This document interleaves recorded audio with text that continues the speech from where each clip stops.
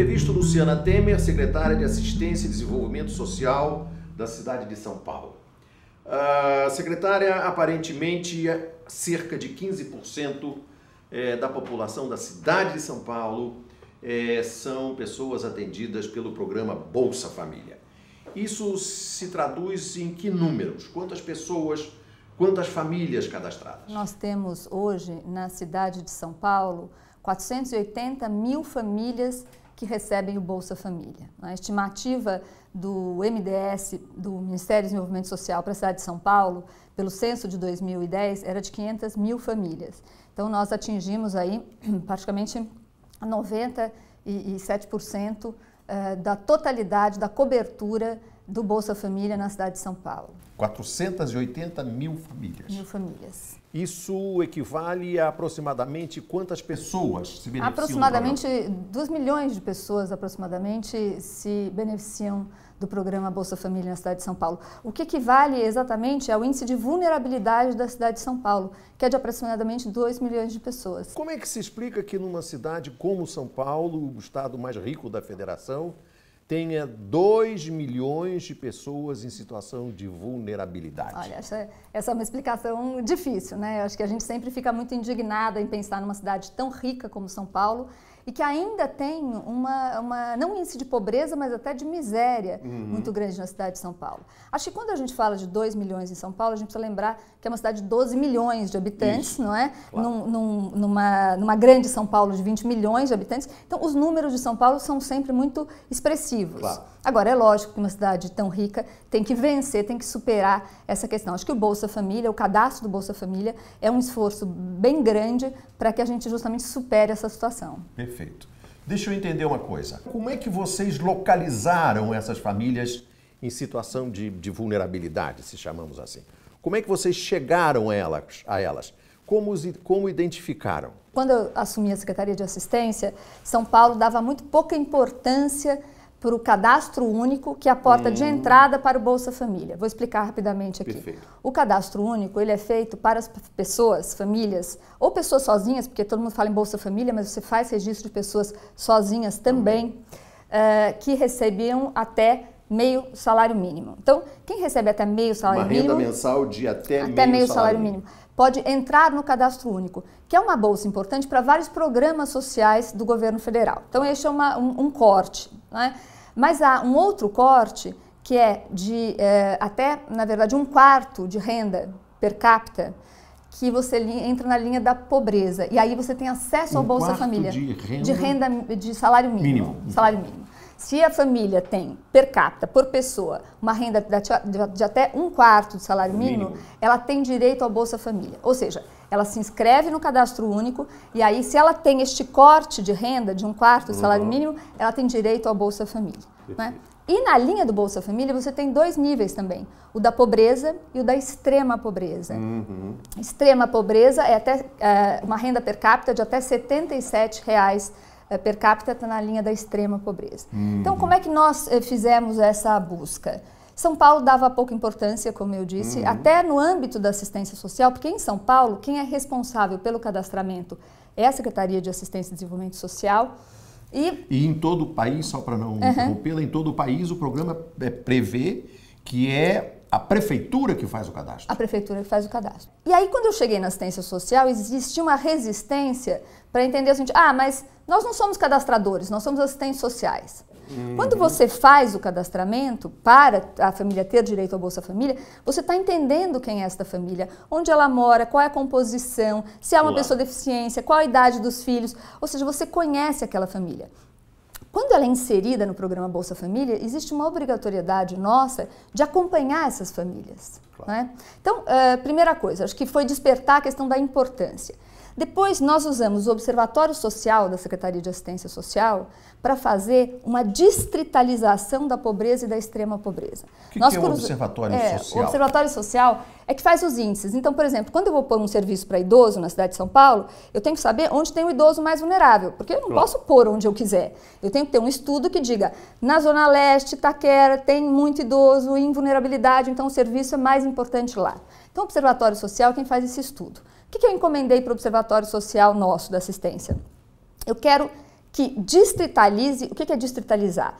Cidade de São Paulo tem 95 distritos. Então, eu quero encontrar nos distritos onde está esta renda per capita. E aí nós enxergamos onde estavam os nossos pontos maiores. E aí nós fizemos uma ação de cadastramento muito forte, não esperando que as pessoas fossem até os centros de referência da assistência social, onde eles iam normalmente fazer o cadastro, mas saindo para fazer o cadastro das pessoas. Entendi. Indo à rua. A buscativa. Indo à casa das pessoas. Que era uma coisa que a ministra Tereza Campelo, então ministra do Desenvolvimento, me dizia, você tem que fazer a busca ativa das pessoas. Busca ativa. E sabe o que isso resultou, Amorim, que eu acho que foi muito importante?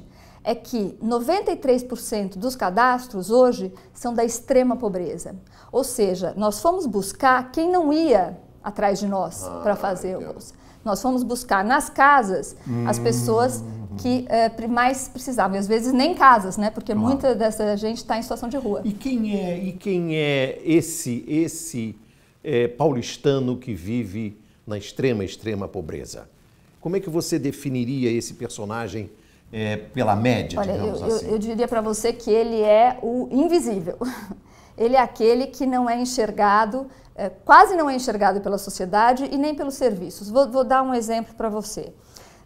Quando nós investimos muito no cadastramento, o nosso cadastramento começou a ficar muito rico, não é? Como fonte de informação para as políticas públicas.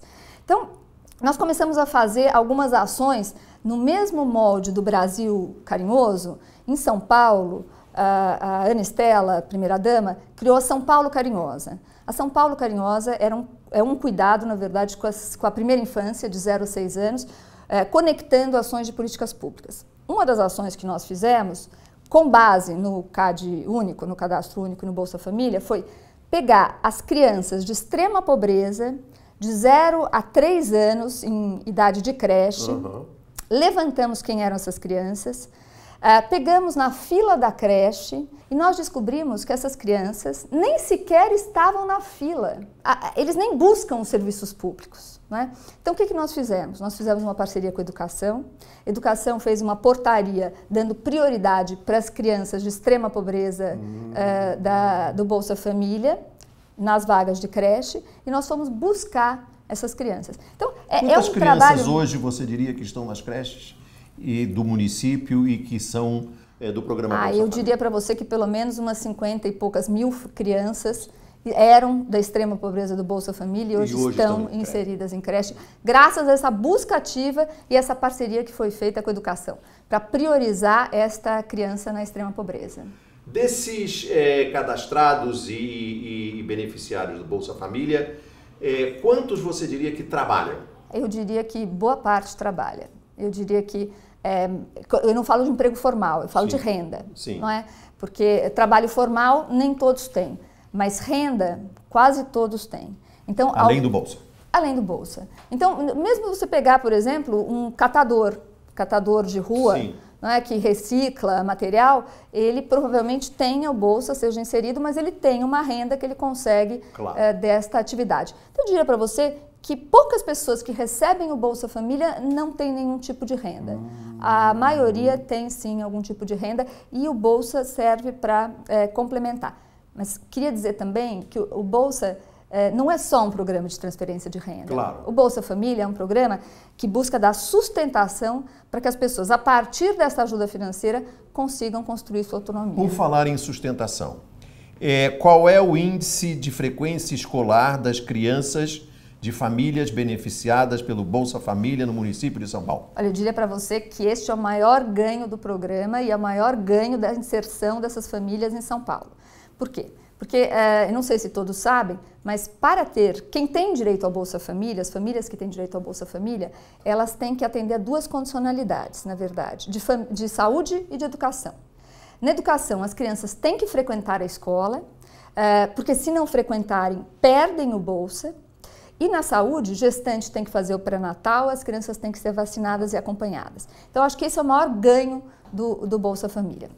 O índice de acompanhamento da condicionalidade da educação em São Paulo é de mais de 90%, acho que 93%. Ou seja, 93% das crianças do Bolsa Família frequentam a escola. Exatamente. A ministra Tereza costuma dizer sempre que em 10 anos de Bolsa Família, as crianças começaram a ter um desempenho escolar melhor.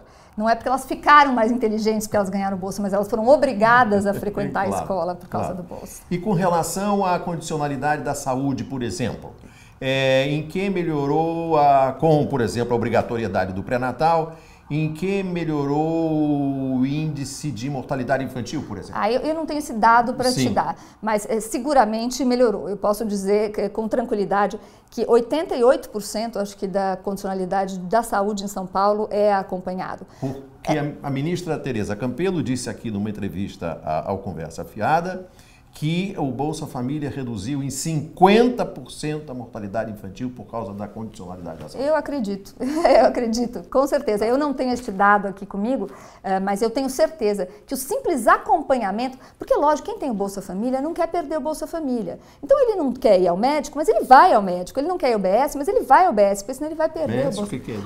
É a Unidade Básica de Saúde, desculpa. A Unidade Básica, quer dizer, a gestante vai fazer o acompanhamento. Secretária, uma das críticas ao Bolsa Família é que ele não tem porta de saída, ou seja, que as pessoas ficam no Bolsa Família a vida inteira, não trabalham, é também chamado de Bolsa Preguiça. E qual é a porta de saída que o Bolsa Família de São Paulo tem oferecido? Como se mede a saída das pessoas do programa? Olha, primeiro eu só queria fazer uma ressalva, porque esta fala de que as pessoas não trabalham por causa do Bolsa, eu acho que é uma fala de quem realmente desconhece, inclusive, o valor do Bolsa Família, que é, em média, R$ 135. Uma pessoa que consegue viver, uma família que consegue viver com R$ 135 em São Paulo é uma heroína, né? Claro. Então, na verdade, não é isto. Não é exatamente um frequentador do Fazano. Não, seguramente não. Eu diria até menos, né? Não precisa nem chegar lá. Mas o fato é, a pessoa não vive do Bolsa Família. O Bolsa Família é um suporte mínimo. A porta de saída, como é que se constrói? Eu acho que tem várias construções que ajudam neste caminho de saída. Primeiro, a obrigatoriedade de saúde. O acompanhamento de saúde é algo importante, porque a pessoa está mais disposta, não é? Quando a saúde está melhor. A obrigatoriedade de educação. Você, na verdade, rompe o ciclo de miséria. Do pai miserável, filho miserável, trabalhando na rua, fazendo... Não, quando você obriga uma criança a estar na escola, você está forçando um rompimento deste ciclo perverso de pobreza que a gente assiste no Brasil há tantos anos. Depois, acho que tem muitos programas sociais. Por exemplo, o Pronatec é um programa social de capacitação de pessoas que estão no cadastro único.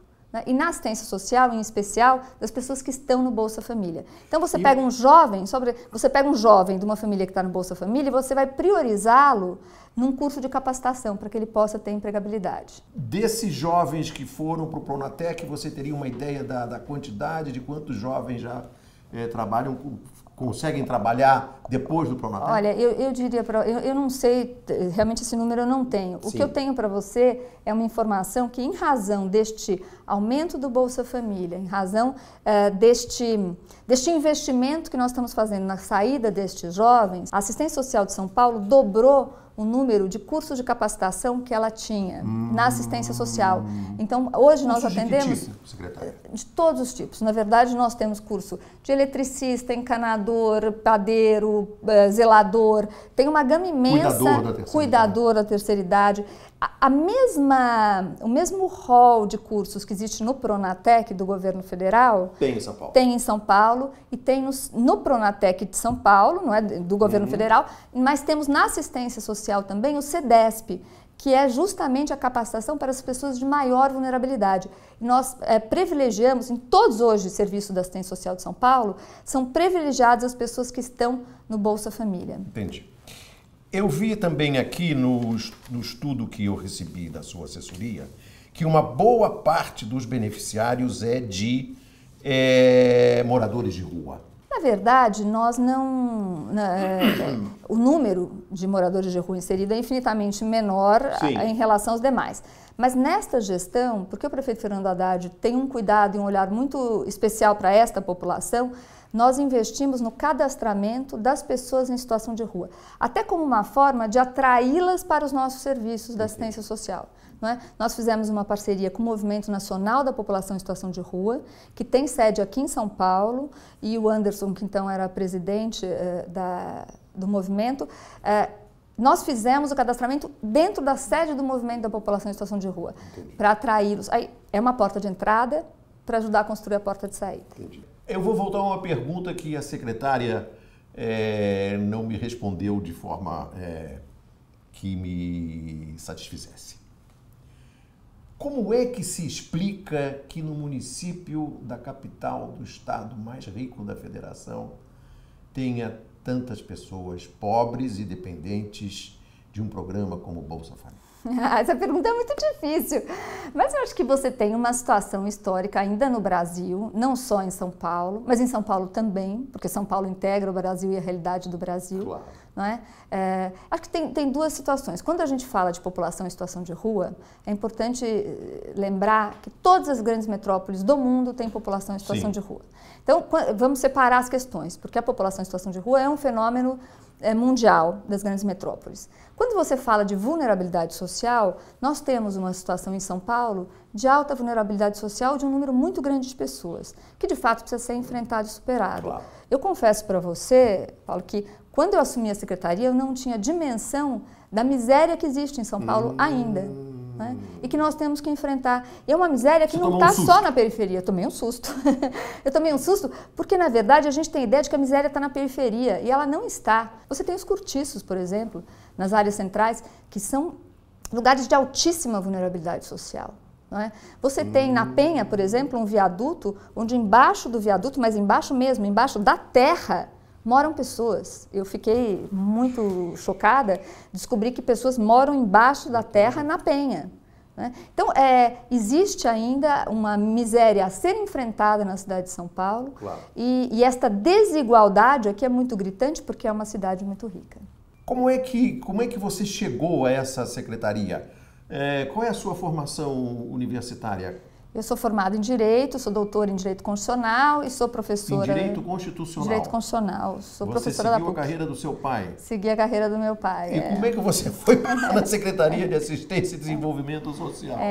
Na verdade, a minha área é Direito Constitucional, mas eu tive em outros momentos, eu tive no governo Alckmin em 2002 como secretária da Juventude, Esporte e Lazer. Né? Comecei como adjunta do Gabriel Chalita, minha relação é com o Gabriel Chalita. Tá bom.